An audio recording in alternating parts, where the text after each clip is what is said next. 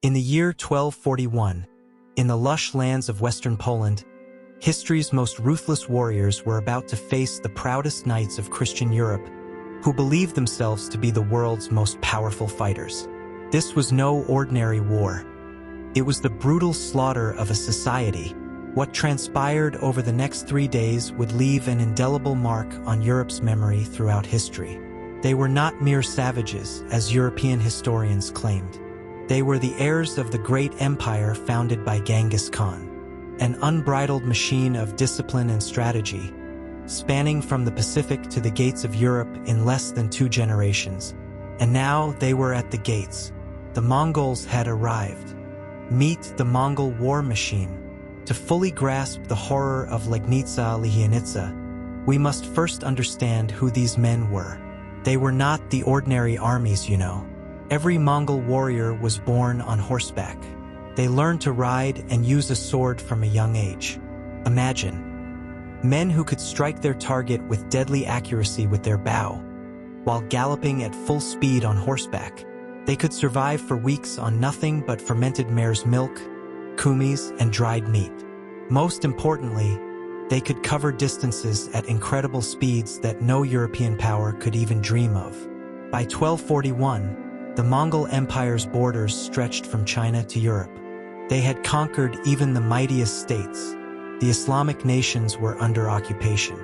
The seemingly insurmountable wall of the north, the Great Wall of China, had pitifully failed. Now 3 Tumen divisions, under the command of Batu Khan, Genghis Khan's grandson, were advancing towards Europe. These approximately 30,000 highly efficient soldiers had already razed Kiev, the jewel of the Rus, and were ravaging Hungary. This conquest was not random. It was a planned attack. This was not a raid but a military campaign meticulously planned in every detail. Batu divided his armies. One army was advancing into Hungary, the other marched into Poland. Why? They wanted to eliminate any potential threat to their main force. Lublin, Sandomierz, and Kalisz had already been flattened. The next target, Silesia, one of Poland's wealthiest duchies. Duke Henry II of Silesia was known as Henry the Pious because he was a devout Christian. He was not naive. The news from the east was chilling. Great cities were looted in a day, people were put to the sword, and seasoned soldiers were massacred within hours. Witnesses called them mounted devils, warriors who appeared suddenly and drenched the surroundings in blood. But Henry did not give up. He was an experienced leader. He knew that if he didn't stop the Mongols now, Europe would be left defenseless. He sent desperate calls to Poland, Moravia, and the German states. The response that came was truly epic. Asterisk legends of the Crusades. The Knights Templar heeded Henry's call. Asterisk Baltic Tigers. The heavily armored Teutonic Knights, with their black and white armor, arrived from the north. Asterisk Polish nobility. Putting aside their rivalries, they gathered their men, including Duke Mieszko. Asterisk infantry. Moravian crossbowmen and even inexperienced miners from Silesia armed themselves, turning their primitive tools into weapons to defend their faith. While early historians claimed 100,000 men were gathered, modern historians suggest a more realistic number, 25,000 to 40,000 men. However, these were some of Europe's largest and most powerful forces.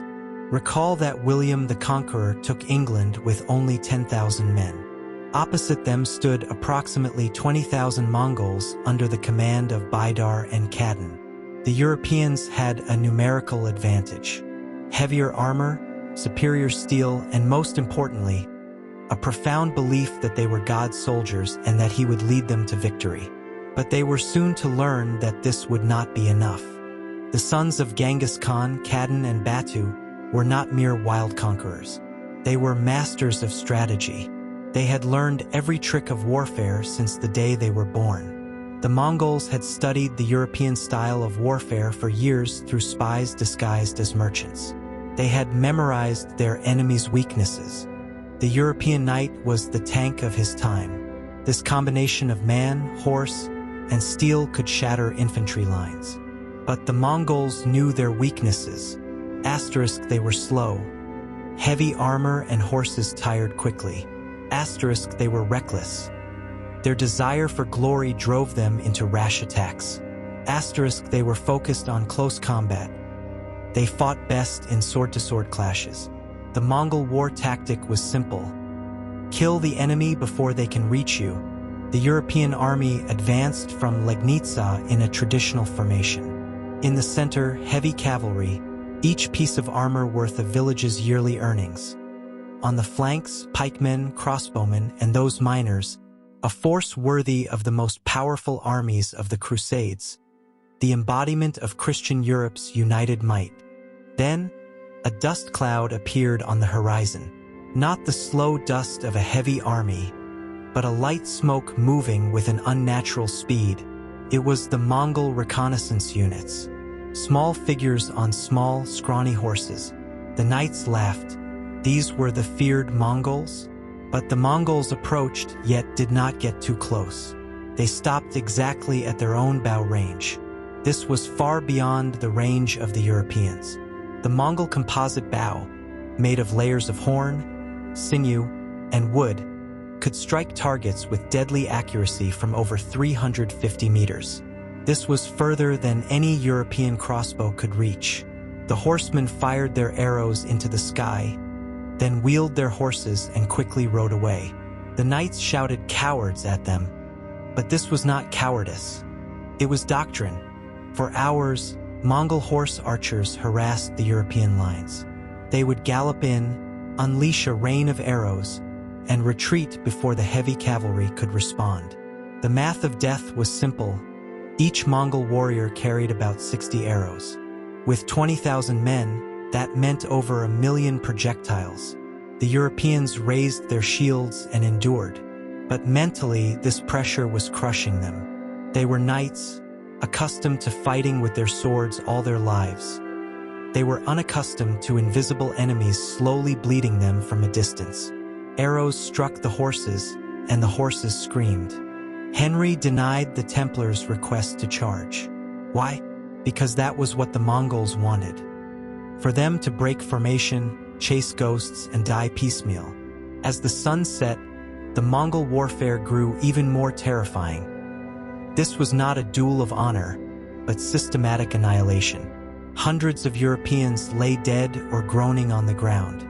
The Mongols had lost perhaps a dozen men. Darkness fell. The Mongols camped just beyond sight. Then the drums began. Howling sounds came through the night, beating against the nerves of the tired Europeans, preventing them from sleeping. This was psychological warfare as devastating as the physical fight. At dawn, the sky was stained crimson. Sleepless and shaken, the Europeans tried to regroup. Arguments flared among the commanders. Polish nobles were threatening to retreat. Henry knew something had to change. When the Mongol horsemen reappeared for their usual harassment, he made a critical decision. He ordered Duke Mieszko to lead a partial cavalry charge. The goal was to drive off the horse archers and perhaps capture a few. The best 2,000 knights of Poland thundered forward, shaking the ground. The Mongol light cavalry seemed frightened. They turned their backs and fled. The Polish knights cheered in triumph. After a day of humiliation, revenge was close. Mieszko shouted that they had the Mongols trapped and urged his men on. The chase lasted for miles. The Mongols always remained just out of reach, only occasionally turning to fire arrows. This was the masterpiece of Mongol warfare, the feigned retreat. As the knights spread out across the plain, their tight formation thinned. Mieszko's rage and pride drove him further. Exactly what the Mongols wanted. Skull the trap was set. From hidden slopes and gullies, the Mongol heavy cavalry, yes, they had heavy units too, emerged with crushing force. Simultaneously, the light cavalry, which had circled unseen, closed in on Mieszko's unit from all directions. Mieszko realized his mistake too late. His men were surrounded, cut off from the main army. They were trapped in open country where their heavy armor was of no use. What followed was not a battle, but a systematic slaughter. The Mongols did not duel for honor. They killed with machine-like precision. Circling the trapped knights, they rained down intense arrow fire.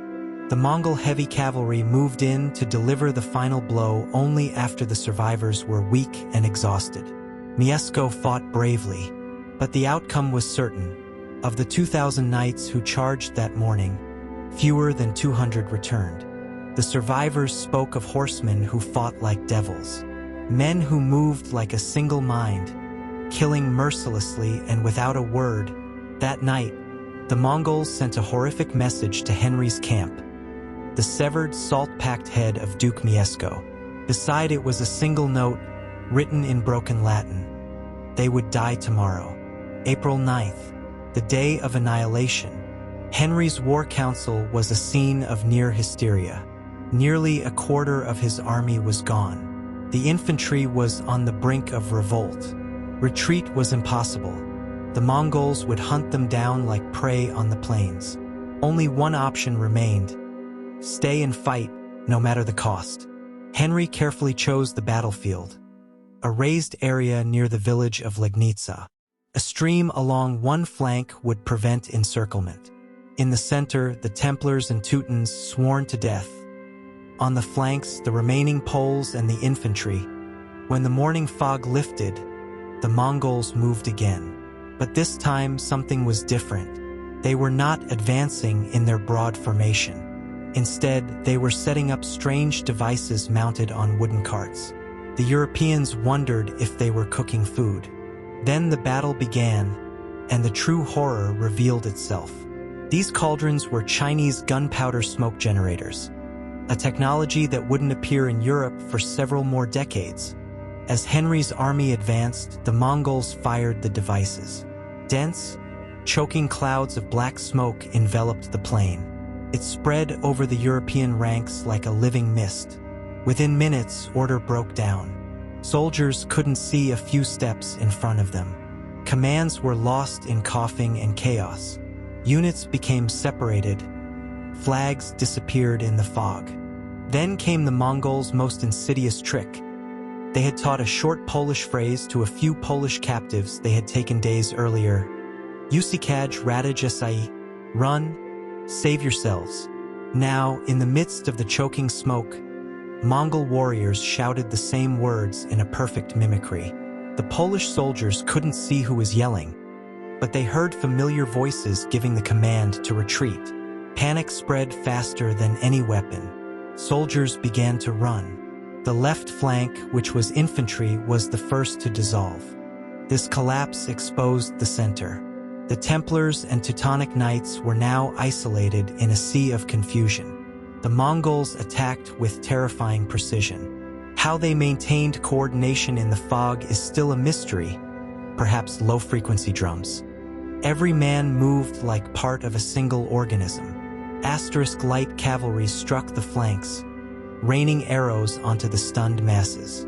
Asterisk heavy cavalry smashed through the weakened clusters. The Templars fought with the grim determination of men who believed martyrdom awaited them.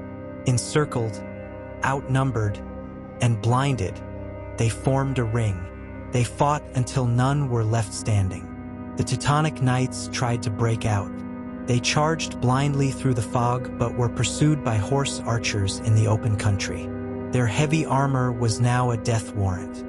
At the rear, Duke Henry saw the disaster closing in. He made a desperate choice. He raised his personal banner and rode forward to rally the remaining men. For a moment, it seemed to work, but an unknown Mongol arrow struck Henry, piercing him beneath his arm, where the armor plates joined. The Mongols had spotted the banner. They focused all their strength on that single point. His bodyguards were cut down one by one. The heavily bleeding Duke fell from his horse. The resistance was completely broken. The line turned into a rout and then a slaughter. Henry was found alive but dying. The Mongol commanders, following their tradition, offered a quick and merciful death. He refused. He said he would die as he had lived, a Christian knight. The Mongols obliged him. His head was severed and mounted on a spear as proof of victory. A few days later, his mother could only identify him by the sixth toe on his left foot. By midday, everything was over. The scale of destruction was unimaginable. The Mongols cut off the right ear of every fallen enemy to count the dead. They filled 3 large leather sacks.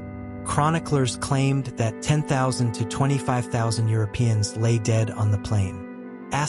Almost all the nobility of Silesia was wiped out. The Templars and Teutons suffered losses so severe that it would take a generation for their numbers to recover. Mongol losses? Modern estimates suggest fewer than 700 men. The Battle of Legnica was more than a military disaster. It was a psychological one. It shattered Europe's sense of invincibility. News of the defeat spread across the continent like wildfire. King Louis IX of Paris ordered new walls to be built and reorganized his army with updated tactics. Pope Gregory IX called for a new crusade, not to the Holy Land, but to defend Europe. The Mongols had proven that the armored knight, the foundation of European power, was obsolete. The proud ideals of chivalry, individual heroism, and honor meant nothing against an army that fought with strategy and precision. However, Europe's salvation came through an unexpected development. The great Khan Ogdi died in Mongolia. According to Mongol law, every prince descended from Genghis Khan had to return to the homeland for the election of a new great Khan. Batu Khan, though disappointed, obeyed the command. The armies retreated. Europe was saved. The Mongols would never advance so far west again. Legnica triggered a revolution in military thinking. Within a generation, European forces began to integrate combined arms tactics, strengthen their archery, experiment with primitive gunpowder weapons. The age of the mounted knight's supremacy was slowly dying. Professional armies would replace feudal levies. Discipline and coordination would become more important than noble courage. Some historians argue that Legnica saved Europe by forcing these changes early. 2 centuries later, when the Ottoman Turks, heirs to the Mongol military traditions, marched into Europe, the continent was ready. They met them not with scattered knights, but with organized armies, firearms, and a strategy born from the bitter lessons learned on that blood-soaked plain. Today, the Legnica/Lihyanitsa battlefield is peaceful farmland. But that humble monument marks the spot where Duke Henry fell. The Mongols did more than just defeat an army on that plain. They destroyed an entire worldview. They ended an age and forced a civilization to either evolve or perish. All of it happened in just 3 days. 3 days that changed the world forever. Thanks for watching. If you want to hear about more bloody events like this in history, stay tuned, subscribe, and like.